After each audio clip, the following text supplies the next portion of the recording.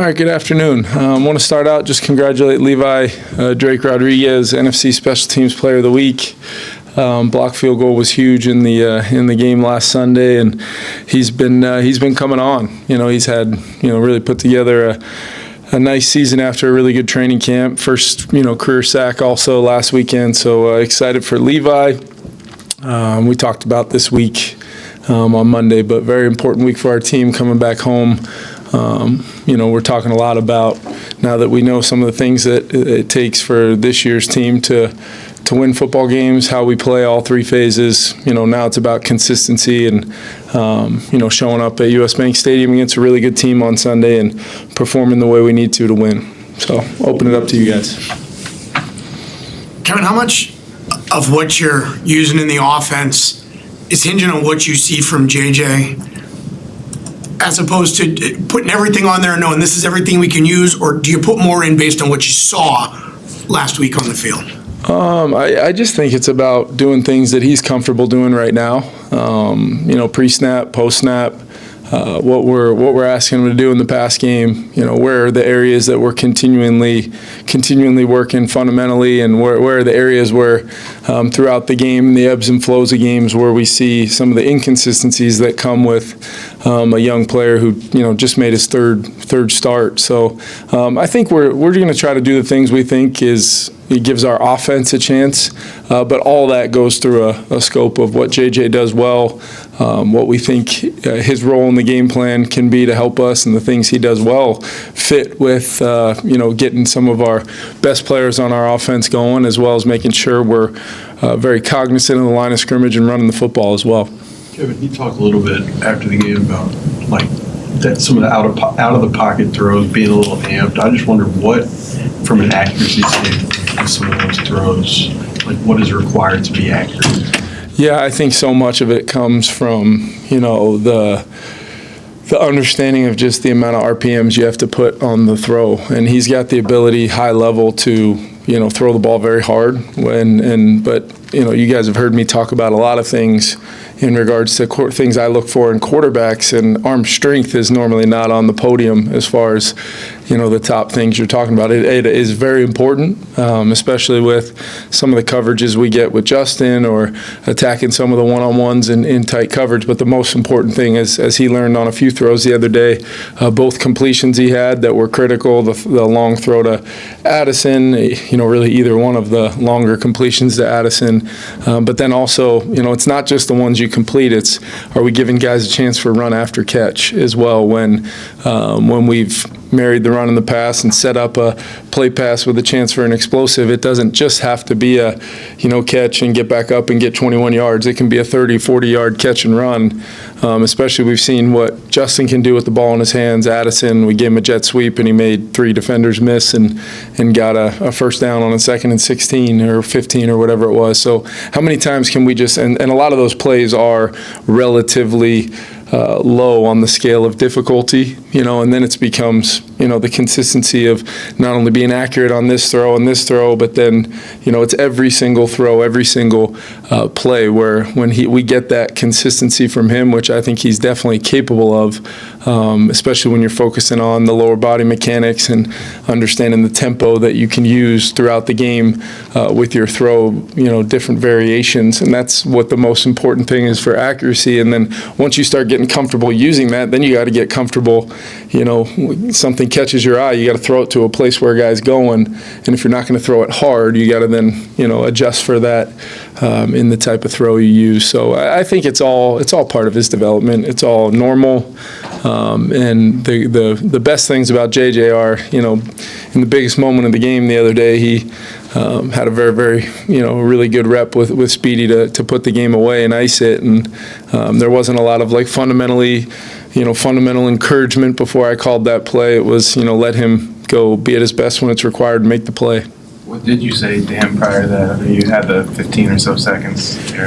Yeah, it was more so just, coming off the previous sequence where I had kind of mentioned some things to him, but maybe didn't do a good enough job emphasizing as far as the clock. Maybe, eating a little bit more clock, especially, and it was a little bit more about, hey, I'm going to take a shot here, but There is no scenario where an incompletion or a throwaway is better than a sack to keep the clock running, or at least make Dan have to use whatever timeout he had left in that moment. So he understands when that play call comes in, we're trying to end the football game, and he's going to give Speedy a chance to make a play versus the one-on-one he got.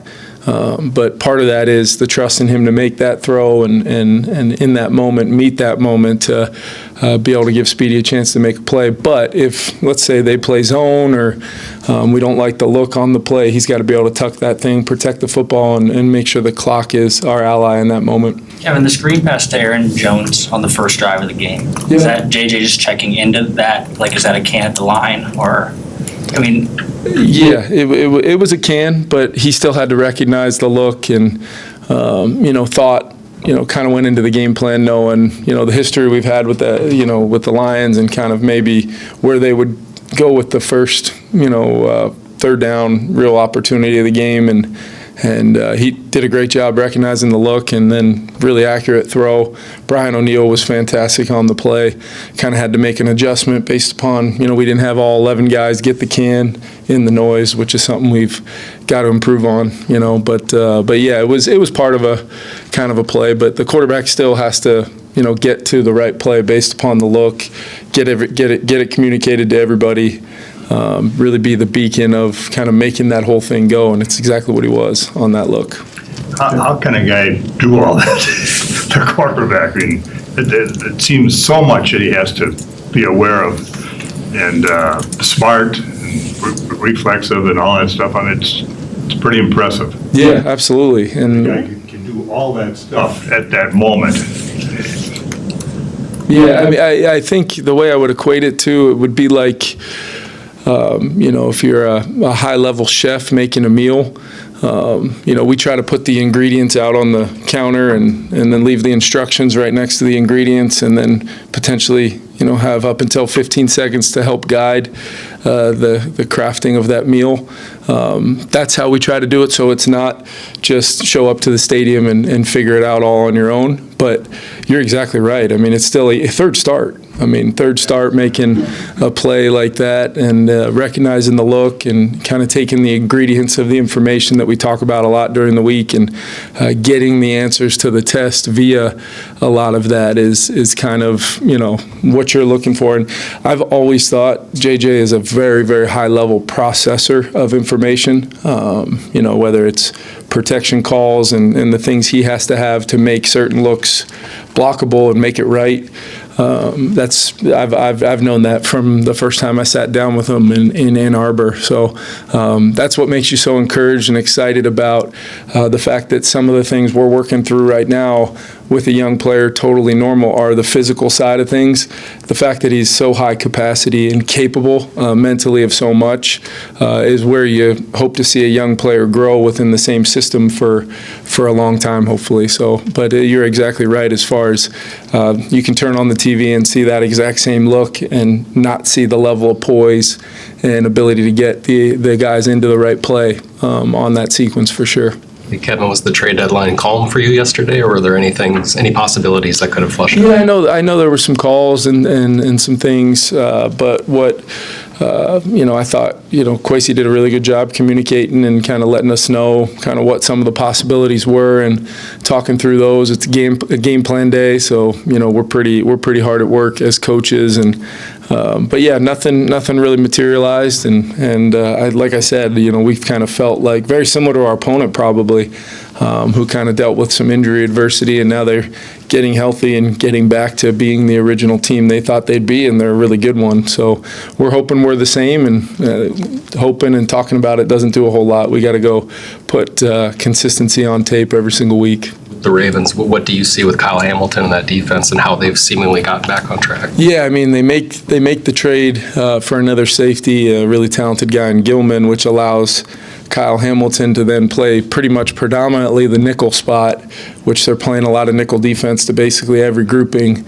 And then that also allows Humphrey to, stay out at the spot where he's incredibly impactful.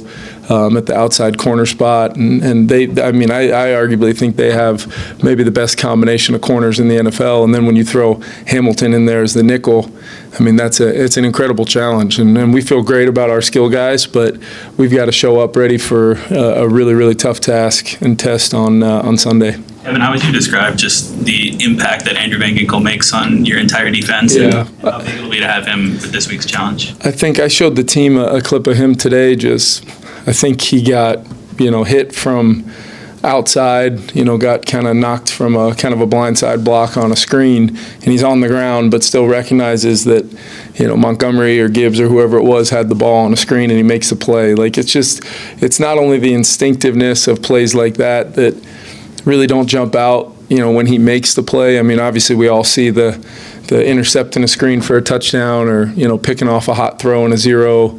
But it's all of those little ones, Will, that he does. And then it's just much like Harry at one of those safety spots, it's just the communication. It's everybody's on the same page. We had way more snaps with Andrew Van Ginkel on the field where all 11 guys did their jobs and knew exactly what the call was. So he provides so many layers of things to our defense that allows Flo to be who he wants to be as a play caller. And then, everybody seems to, Gink helps everybody else around him, not only himself, play at a high level. So it's impactful for sure. Kevin, relative to Andrew Van Ginkel and other linebackers, Lamar Jackson, yes, I'm not in my seat today. 2 days in a row and not in my seat. But relative to those linebackers and the challenge you face with Lamar Jackson, what do you need from those guys to be able to get it done this week? Yeah, Lamar, he's just such a weapon now on schedule. When he's clean in the pocket, he's throwing in rhythm. They've got really, whether it's receivers with Zay in that group or it's the tight ends with Andrews in that group, they've got different running backs, and whether it's the screen game or free release out of the backfield with Hill and Henry. You just have to know that, it's going to be just playing the initial snap is going to be hard enough. The scheme that they run, and it's very well coached and they're very physical. Playing the snap itself is the starting point. Then the next play starts when things do go off schedule. And we've played against some guys this year who have hurt us, whether it's internally getting up and out of the pocket where, you got to look at the tape and say, was our rush plan as disciplined as it needs to be versus a quarterback that can hurt you? And if you're going to turn the rush loose, do you have to have somebody accounting for that quarterback when they move? But to me, it's about disruption and it's about getting him off the spot. And then it's the player that gets him off the spot is more than likely not going to be able to always make the play. So who's the next guy there? And was there discipline in making sure you corral and keep him in the area that you have to, because he can change a game. Even if you've done it for 70 plays and you're in the fourth quarter, he can do it in a gotta-have-it moment and win the football game. So it's going to be a challenge. That's what makes the Ravens so difficult. I mean, we talked about their defensive, skill players. We didn't even talk about, the fact they've got really good linebackers, a huge, big, heavy defensive front, really good edges.